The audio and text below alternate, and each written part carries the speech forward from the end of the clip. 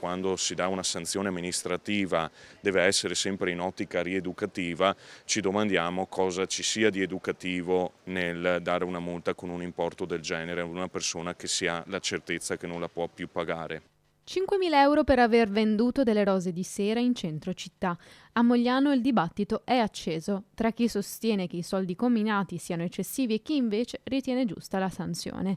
La multa è arrivata a Rosario, soprannominato da tutti Shopee, arrivato dal Bangladesh, è volto noto e ben voluto in città. È un'evasione in pratica, è anche questa un piccola ma è un'evasione. Giusto o non giusto, io credo che questa sia una sanzione che vada applicata. Dall'assessore alla sicurezza la fermezza sulla sanzione erogata secondo la legge dagli agenti della locale impiegati con maggiori forze a presidiare il territorio nelle ore notturne.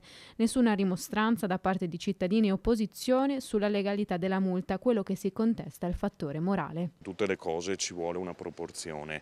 Rosario è un'istituzione popolare all'interno di questa città, che non significa legittimare la vendita abusiva, ma significa che dare una multa di 5.000 euro ad una persona nelle sue condizioni significa metterla in estrema difficoltà. Aveva una cinquantina di rose, aveva bracciali che poi, i bracciali che vengono un po' venduti.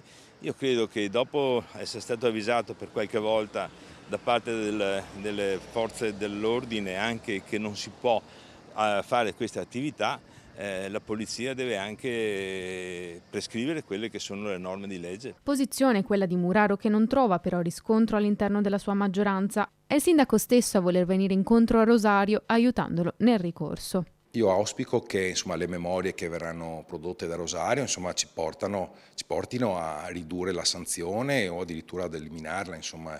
Ecco, Rosario è una persona estremamente tranquilla e dispiace di questa cosa qui. Intanto in città si sta pensando ad una raccolta fondi. Bellezza viene prima del cuore, l'ho anche scritto qua, perché secondo me è giusto aiutare Rosario.